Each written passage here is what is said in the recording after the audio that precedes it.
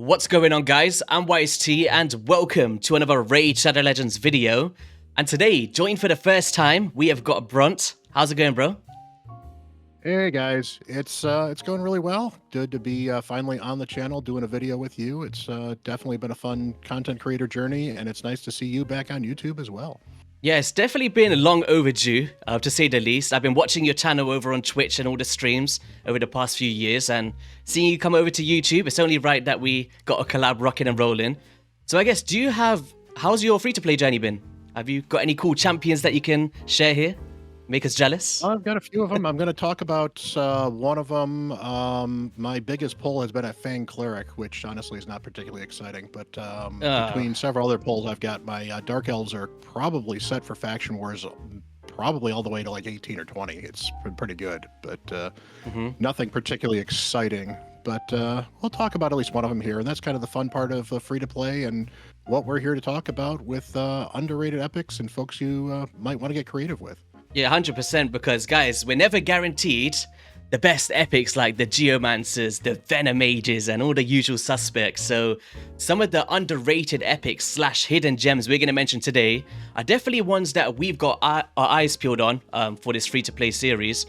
In terms of just while we're in this clan boss run, so we don't waste the key, whereabouts are you on clan boss on your account? I did almost 5 million on hard. Okay. So I'm Frozen Banshee has been a gem, but she's a rare. But that's probably been my best pull, which is both good and bad. Mm-hmm. So did you max up Frozen Banshee over KO? Is that the direction you took? No, I built her to 50. I've got Kale at 60. I've got my clan boss team at 50. I should have my next 6-star within the next few hours.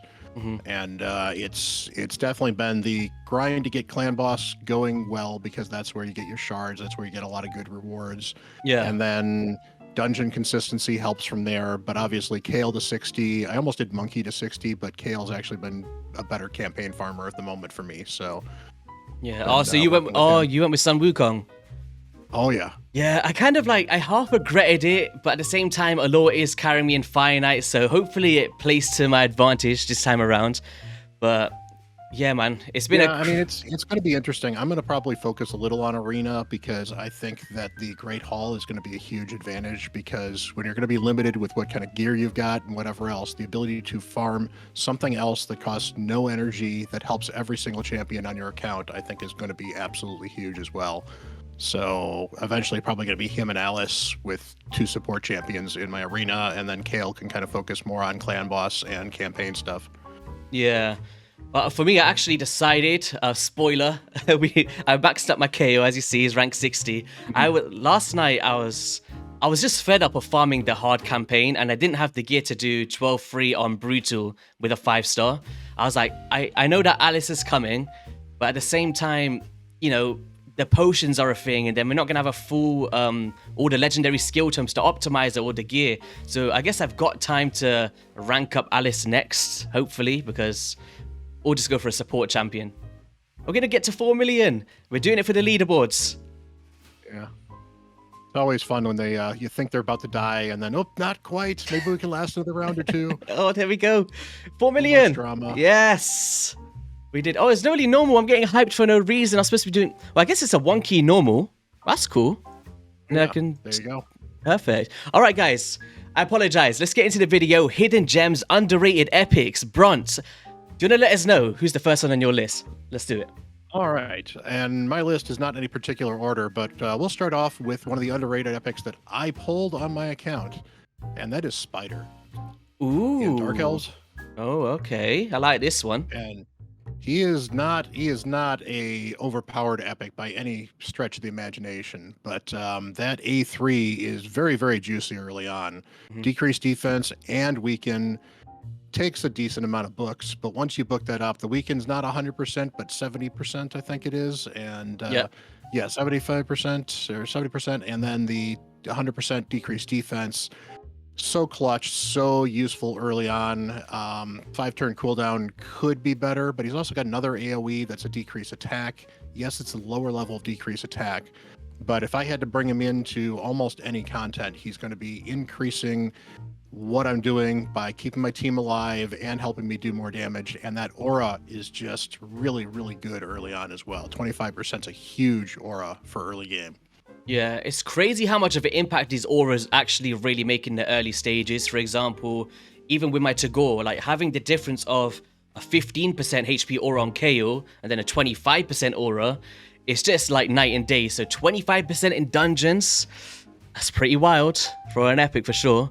By the way, guys, I should have mentioned at the start, make sure you head over to Bron's channel straight after this and subscribe to him as well. We're going to be doing a part 2 to this, and we're going to be going over some clan boss fundamentals, which should be exciting. Yep. So, okay, in terms of my first epic here, it's one that I pulled. Do you know what? Let's go into the champion section here, because I've actually got him. And it's both the Rancid. Loving this dude. Do you know what? Some epics just go fully under the radar, and I think he's one of them for sure. So basically what it comes down to is an A1 heal reduction, whether that be for Amius, the Finite, or the Nether Spider. It's just nice having it on a default skill. But it's the combination of increased accuracy into decreased accuracy, kind of increasing your stats and reducing the stats you need to resist. We've got a buff extender on a 3-turn cooldown, as well as a buff remover or debuff remover from allies with a heal. And then for Dragon, we've actually got a poison, decreased damage by 50%. I think this guy is amazing. I know he was a fusion epic, I think 1 or 2 fusions ago. I can't remember, but yeah, he's I've seen him used for Amius. I've seen him used in a couple of other cases too. He's pretty good. I haven't built one yet on my main, but I actually have flagged one aside to be built because I think he'll be useful in the end game. But yeah, early on, I think he'd be kind of a fun champion to get too. Yeah, I think for me, like, trying to reach the stats with the increased accuracy is just massive at this stage of the game. And if you got like an accuracy aura, like I do with Mad Hatter, and then increased accuracy on top of that, it's going to allow me to reach certain stages that I was struggling to get the stats with. So yeah, man, I thought he's definitely worth a mention for this one. So all right, who we got next here? All right, so we're going to head into Banner Lords here for Giscard the Sigiled. Ooh, he nearly went on my list, so I'm happy that you went with this one. There we go. Awesome, yeah. He has got, it's not 100%, but a 75% AoE provoke that he's got there. He is very, very good. He's a defense-based champion, so he's already fairly tanky as well. The shield, is max HP, which is a little annoying for a defense-based champion, but he's already going to be kind of tanky as well. That actually smacks, too. That does a lot of damage. And, even if you're not building him for damage, that can hit fairly hard. And then he's got increased defense and increased accuracy, 3-turn cooldown. It's one of those skills where it's like, yeah, that's not amazing, but I can't tell you how often that increased attack helps you when doing damage. That increased defense keeps you alive. Mm-hmm. It's got a fun passive, so he gets turns back again when you've got provokes out there as well. And then he's got the A1 decrease attack. So he is a good defender and tank that can do some damage for you, and has been very critical in a lot of the faction wars teams I've built. And I think he'd be very, very valuable, especially for early Hydra, too, when you're struggling to get provoked champions. Yeah, he's definitely one that I've been meaning to max up on my main account. Never actually got around to fully investing in it, but like we mentioned with the Dawncaller Sabbather, the epic that's in the fusion right now, there's only 2 epics in the game, as far as I can recall, that have this ability on a 3-turn cooldown for 1 kit, without having to use different skills. So it's actually really nice to be able to have that. I'd want to pick this dude up for sure. So next one for me, we're going into the Ogrin tribes, and I'm going to keep speaking about this one until people understand the value. Ogruckus. I think someone in my previous video, they called it, do you know the shrunken head from Beetlejuice? Oh, yeah. So he's got that going for him. Yeah, he's funny. Yeah.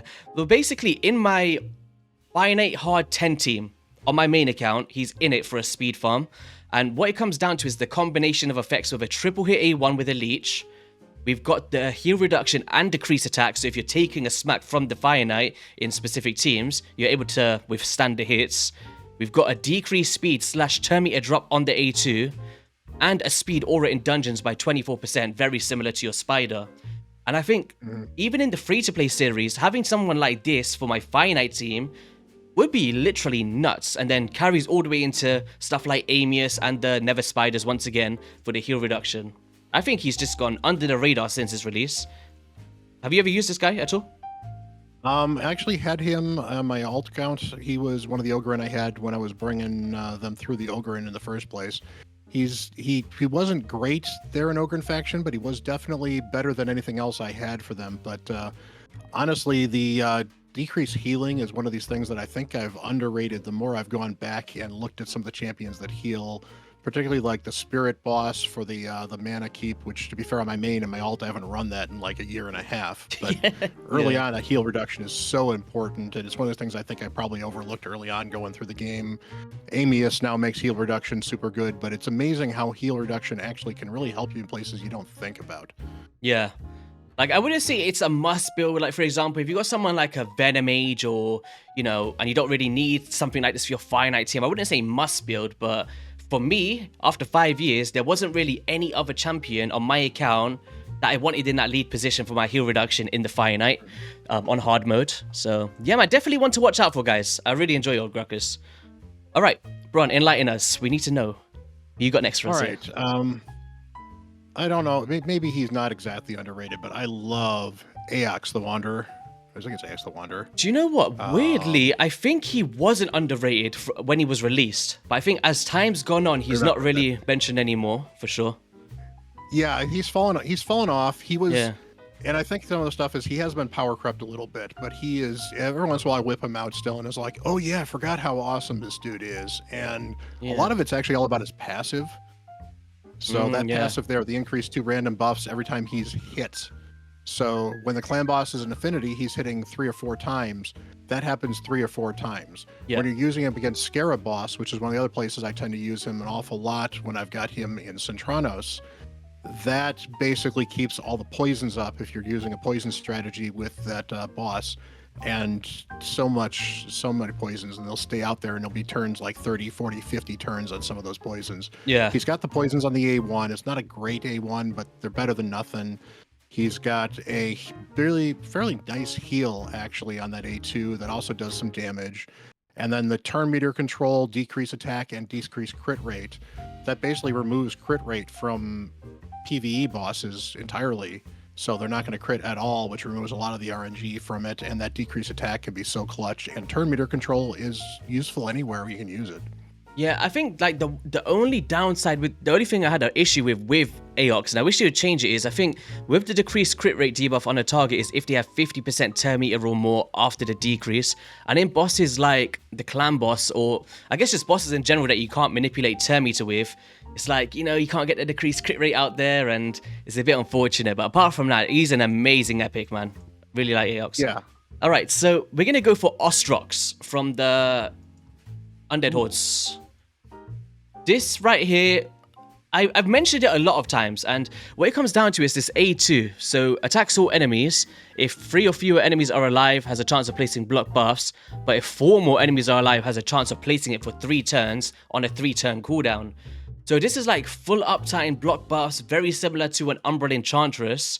But I think the issue with Umbral is, if you want to use it in areas like Hydra, the provoke locks her out of her active skills for like 5 turns. So he's kind of got an on-par ability like an Umbral, but then you're leading him with increased accuracy, random debuff removals, an A1 to transfer debuffs and heal this champion, as well as deflecting debuffs back to attackers. I think overall, just a great, simple but effective champion. If you need increased accuracy and block buffs, look no further than Ostrox, and a really good candidate for stuff like curse sets and Hydra as well, with its AoE on a 3-turn cooldown. I'm a big fan of Ostrox. Have you used him before? I have not, but again, this is part of what we're talking about. These are, you know, underrated folks for folks that might be progressing through the game.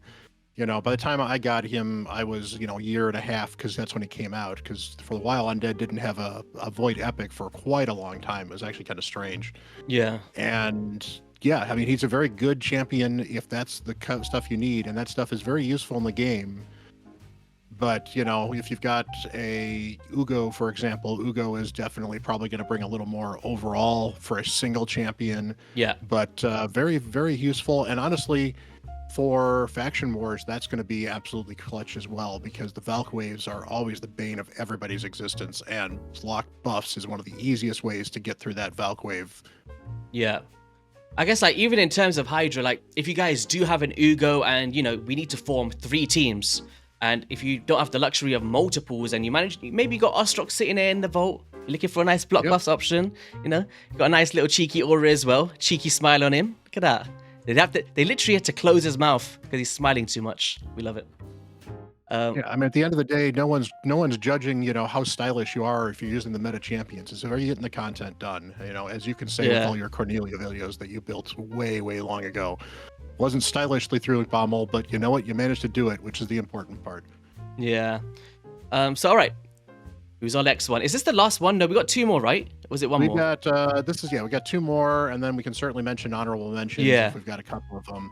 I'm going to go Nuker on this one, and we're going to go for Durandil in the Dark Elves. Another one I nearly put on my list. I'm happy that I didn't because now we've got like a good balance here.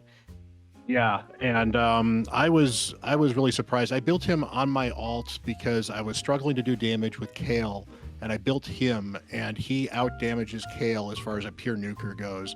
That A3 is an absolute beast of a nuke with 50% ignore target defense. It's absolutely amazing. Ignore defense is obviously one of the best ways you can do damage. Veils himself as well, which means he protects himself versus PvE stuff for the waves. Obviously, it doesn't work against bosses, unfortunately, but that's still protection against AoE damage as well. He's got a very good A2 nuke that also ignores additional defense, and he gives himself some turn meter as well. So you don't have to build him as fast as you might otherwise want to if you're struggling to do nuker gear and build somebody fast, which is always, a problem early on. He does have an aura. I think that's crit rate in all battles. Yeah. I don't like building for crit rate auras, unfortunately, because I find that if you build them for crit rate auras, if you ever end up using another aura, you're suddenly not built to max nuke. Yeah. But if that's what you're struggling with, he's an option for you. And honestly, if you're using that in Faction Wars and he's the only one you're struggling with, if that lets you get him in Savage and that lets you clear the boss, that's awesome. And even his A1's not bad, but I think he's very underrated.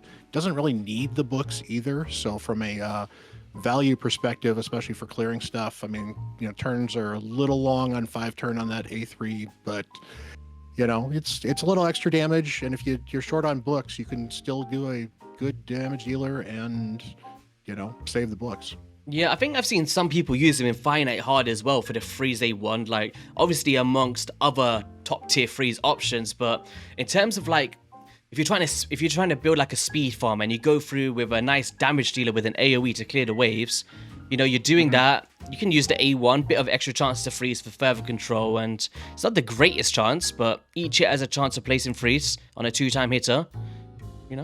Could be a nice little backup there for sure. All right, so next up here, oh man, who do I go with? I've done all my good ones at the start, and then now I'm struggling for the final ones. I put myself in a bad situation again.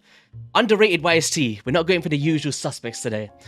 All right, we're gonna go with Korgan. I never thought I'd actually say this, but I did a video with Nubs, I think last week. I'm talking about the best perfect Veil champions in the game, or just ones to look out for. And there wasn't a ton from the epic rarity that can provide it from an AoE standpoint. And he does it, but it's a very weird way of doing it, but still could be used in specific content. So places a perfect Veil buff and an increased attack for 2 turns on allies whose attack is higher than their defense. Would then also place a block debuffs on those and an increased defense on those with higher defense than their attack. So I guess it comes down to what kind of team that you're building, and if you're struggling in the Hydra boss or first going into it and you don't have some perfect Veil options on your team, this could be a really cool way to just quickly take out the Head of Torment with your attack champions whilst protecting your defense-based ones as well.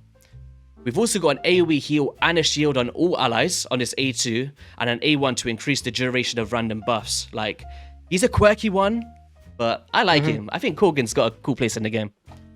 Yeah, he's actually really, really clutch against the Faction Wars boss for that faction as well, because you can get that block debuffs can keep your revivers alive and stun free when the boss does his stun fear thing before he nukes somebody, and then that perfect veil can actually keep your attack champions alive as well. Yeah. So he can actually help you control that fight a lot more than you normally might be able to otherwise, especially for a faction that doesn't have any ally protectors, or at least any ally protectors of note that I can think of, the Lizardmen.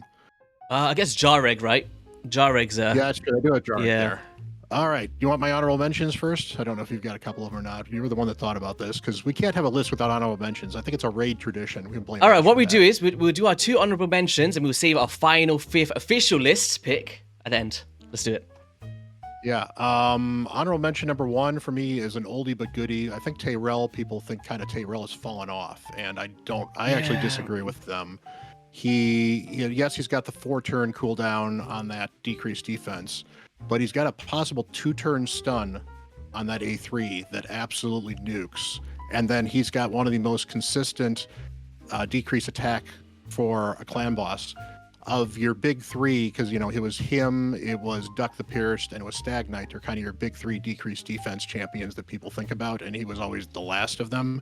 I still think he's actually the best for clan boss because that decrease attack can be kept up a lot easier on that A1. And he's super tanky and just an old school, really good champ still to build. Yeah, like even me, I remember when I first ever pulled a Tyrell, I'm talking like 4 or 5 years ago, he came out of a Sacred and I screamed like I pulled a Duchess or something. I was like, yes, Tyrell, back then it was crazy. And even, I guess, I had a very similar moment with Saf last night because we was on a little call and he was summoning his Sacreds on the free-to-play series. And then Tyrell popped up, we were like, oh damn, Clan Boss, you're sorted. So I guess in hindsight, for an early game account, for progression, he's really, really good as a kind of fundamentalist, brings in the stuff that you need. And I just wish that they would bring this raid, if you're watching, bring this down to a 3-turn cooldown. I think that's just, it'd be amazing. Yep. Who's your second honorable mention? Hoskaril, just because I think he's starting to not be underrated, so that's kind of why I ended up not picking him. But he smacks. He's got a wonderful, fairly reliable stun on both the A2, and then that A1 stun can come in absolutely clutch. And then the increased defense, of course, buffs him, so he does more damage. And I think the increased resistance, especially early game, can be very underrated because you're going to get resistance just randomly from whatever gear you happen to have. Yeah. So a little bit of background resistance is solid. And in the end game, sometimes that background resistance can be enough with an increased resistance. You can start shrugging off things, especially like Centranos and stuff like that. So. Yeah, he's actually immune to stun debuffs as well, so could be a good clan boss tank in the early game. Eat up and that stun. 15% damage extra for stun helps you with wave clear, especially when you're doing the stun tactics for clearing waves for Yeah. All right, so in terms of my honorable mentions, I'm just thinking which one am I gonna say for the official top 5 list, and then which one's honorable. I'm gonna go Ragnar Goldgleam as an honorable. I would say I guess as time's gone on, he was actually a bit of a clunky champion back in the day. I'm sure you're aware that he's one of those ones that literally will kill himself with this A2. But then with the introduction of presets, I think he's one of the most underrated clan boss champions in the entire game. Because you can literally turn this off, don't worry about it, and then now you've got an increased attack, weaken, decrease defense, and a leech champion, and he can smack. Like, this is somebody, when I'm pulling my voids, we don't have to go for Raz and Scarhide if we manage to pull this guy super early, right? We love it.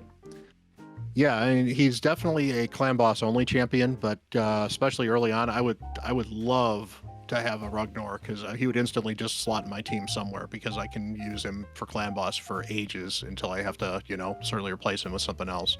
Yeah, even being void, like, you don't have to worry about the spirits, the magics, you could just take him, any of them, and you're getting all of these crucial debuffs and buffs, in fact, with the increased attack on himself for your team. And then my second honorable mention here is going to be... Oh, man. I'm going to go... Kellen. Kellen from the Sylvan Watchers. I think he deserves it. Ooh. Someone brought it up to me the other day. I can't remember who it was, and I was like, I've never used Kellen before. And it basically comes down to this A2, because it's got a 2-time hitter. First hit has a chance of decreasing the target's turn meter by 50%. Then you're getting a decreased speed on top of that, and a perfect veil on his champion. This is good for the Dark Fae, the Fire Knight, you name it. He's got an A1 for weaken, so if you've got a decreased defense champion, you've now got your weaken as well. And then you've got some nice damaging AoE from this skill here. And then ignore shield whilst under perfect veil for some arena stuff, or some PvE areas. I think Kellen's definitely under the radar as well. Don't really hear too much about him. I think there were some accounts where they were giving him away with Rector Drath, I think was the code for a while. So Oh, I've really? run a couple of really early accounts with him on there. And honestly, I wasn't super impressed with him early on. But again, when you don't have the gear to build him, it's kind of hard to see the Yeah. potential of a champion. But I can certainly see, I guess he does decent amount of damage too. So, Yeah, I think and it's Vale's, just this part here. It's just this ability is so clutch for players. Like decrease speed, 10-meter drop in one skill. oh yeah, that It's, that really is. And that's probably where I was missing with him a little bit. Not booking yeah. that means you're not landing that consistently. And if Hmm. he's not, you really need to get that going before he becomes really clutch for you. But yeah, that is huge, especially for the Fire Knight. Yeah, Yeah. you're right. All right, we're going down to the final pick now. This is the one from the official list, so no pressure. Let's hear it. All right, we're going with a login champion here. Oh, And definitely an unexpected. I see you heading up towards barbarians, and you'd be wrong in this case. We're going to Ogren. Ogren. He's going for the C's? Grush the Mangler. Ah, okay. Grush the Mangler he's got a kit that doesn't read great for a lot of early game players. And that A3 there, 4-turn cooldown, 2 continuous heals if he criticals. It's actually a pretty decent sized nuke. Mm-hmm. He's not like the best nuker in the game in any way, shape, or form, but he's a defense-based champion that you can build very tanky. You can build that damage in there, and you need a critical for some of these abilities to work as well. That's a lot of healing for those continuous heals. And then he's got an A2 as well that also does a decent amount of damage and is also an AoE with decreased attack and decreased crit damage. Now, the decreased crit damage, not great for the PvE part of it, but decreased attack is so clutch against so many people. Yeah. And then he's got an A1 leech that he places before he even attacks when he gets that off. Mm-hmm. And again, he can build him with a hot ton of damage, build him to crit, and he actually can be a decent assistance on wave clear with the additional healing as well. He can be super, super clutch. Yeah, he's a pretty cool one. I've actually never used this guy. I don't think I've ever used him. But I think I heard Ash speaking about how much he liked Grush at some point. But yeah, I think in hindsight, you're getting continuous heals, pretty good for Chimera, for entry level as well. I think that's for one of the trials, you need to have that active, or you can't get them removed or something like that. You want to go old school creator. I think Murder Inc. is one of the ones that turned me on to him, actually. He was talking about how Grush is actually pretty clutch. And I didn't think about it for a while, and then I said, I want to build a Grush on my account. And I threw him in some Savage gear, or maybe Lethal at the time because it was my endgame account, and sped up my faction wars quite a bit. He really does nuke, keeps everyone alive. And ever since then, anyone that has not done Ogre and Keep by the time you get this dude, which to be fair, I think is day 240. Okay. So it's certainly not going to affect our free to play, but he is actually worth building. And those books help him quite a bit as well. He's definitely got the old school vibe with 2 4-turn cooldowns, but they're both AoEs, so he's got a lot of utility. Where do I go with this last one? I thought we was gonna clash the entire video. Like, oh no, you chose my one, but it's not gone at all. We've completely gone separate angles here. I'm gonna go with my number 5 most underrated in the game, Skimfoss. Let's do it. Ooh. Skimfoss, what a champion! You talk about I know I'm kind of leaning towards the Dark Fade of Fire Knights, but I feel like in progression, these are the areas that players struggle with the most, and these kind of epics really do come out of the woodworks to put in the work. Like, we got a transferring of all debuffs from this champion to a target enemy, so straight off the jump, good for stuff like Dragon. Then attacks the target and steals 100% of the target's turn meter if this attack is critical on a 3-turn cooldown. So theoretically, you can make this a 2-turn cooldown, 100% stealing of turn meter, which is pretty nuts. So, Fire Knight, even spiders, because this is a single target attack. Like, anywhere where you need to manipulate, he's on par with, up there with the best. And then AoE decrease attack as well, and some other fundamentals by transferring these effects. And a decreased speed A1 with more 10 meter drop, and heals this champion, and increased attack and increased crit damage. I think he's so good. Build him in Relentless, 100% crit rate. You're going to be laughing with this guy. He's cool, man. Yeah, he is definitely a clutch champion to build, and I think he's got one of those kits that if you don't know what you're looking for, it reads weird enough that you might think this isn't worth it or this guy is not great.